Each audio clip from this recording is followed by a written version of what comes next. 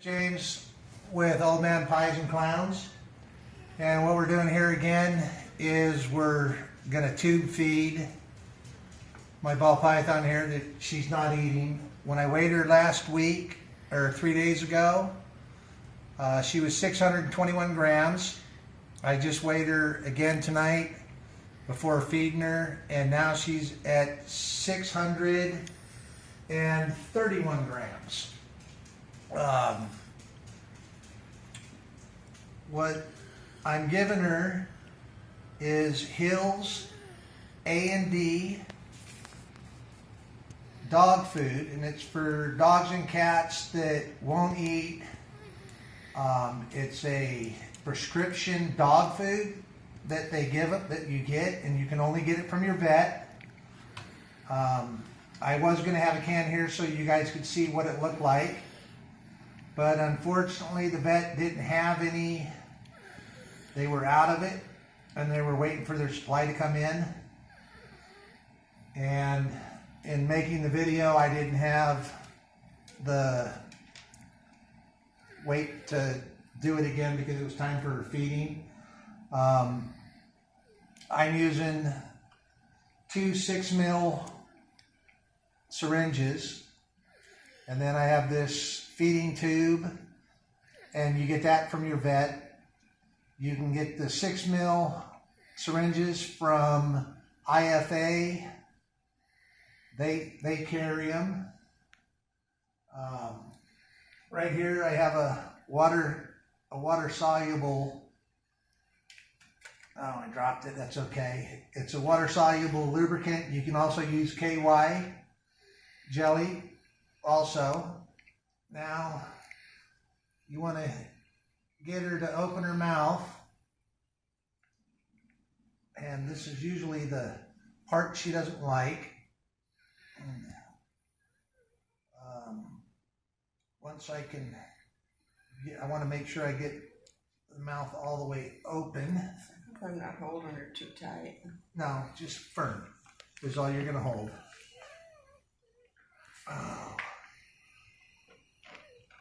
Oh, okay, let me switch hands. Okay. If you want to come around the other side to film, since I'm going with my other hand now.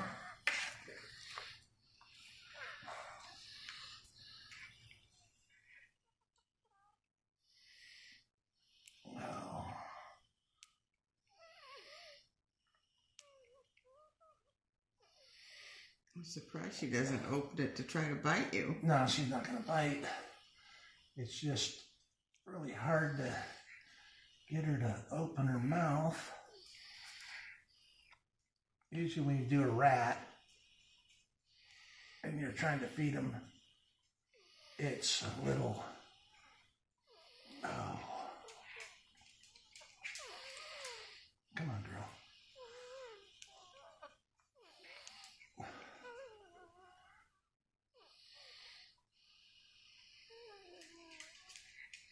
Sometimes a lot of times she'll get her mouth and she'll just open her mouth up for me. But you got to make sure you get it into her throat. And she has the breathing tube.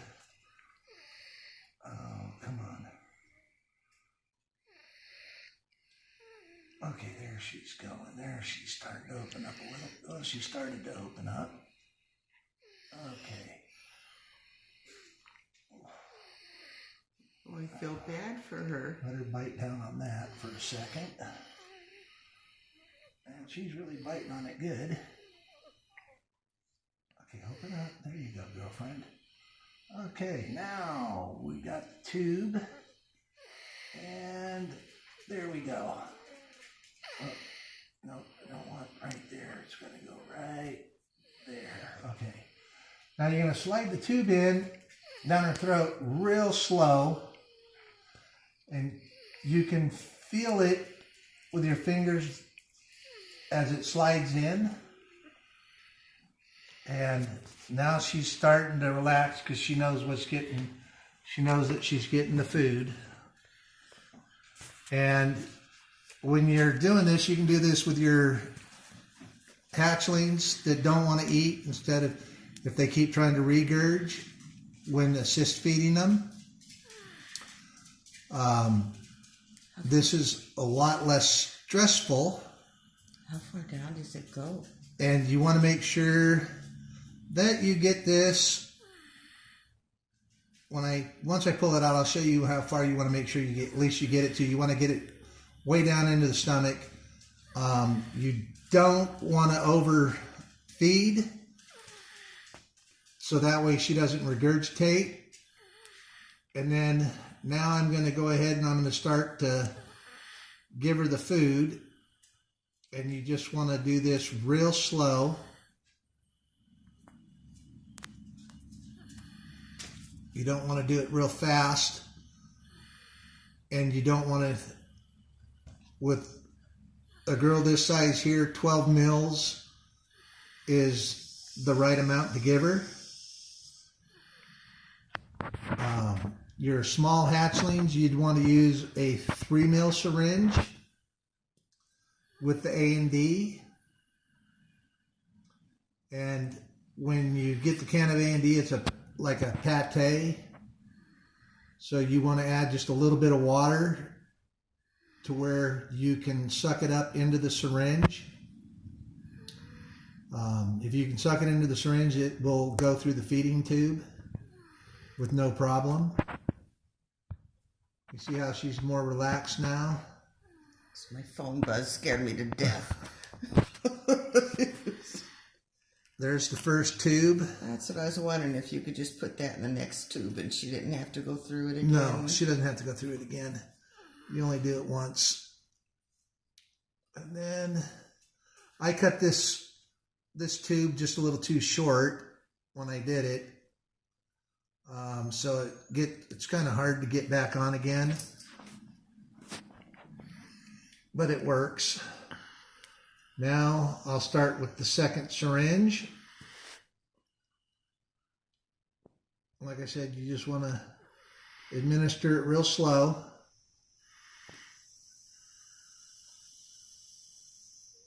Like I'm doing here.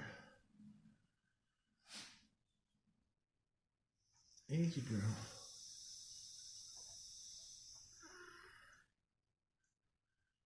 We've got about almost half of it in. And I'm not holding her head down. I'm just resting my thumb on her head is all. Got just a little bit more to go. And then what we're going to do after this is we're going to take and we're going to give her 3 mils of water. And the 3 mils of water, what that does is it flushes out the tube. And it also keeps her hydrated. So that way she doesn't get dehydrated if she won't drink water. You don't have to worry about that. And you do the same thing with the water. You just push it real slow. And when the tube is cleared, you will know. No, you can't have the tube's already cleared now. And I only put that much in of the water. So now I put like 2.5. I went from 3 to 2.5. And now I'm just giving her the water to keep her hydrated.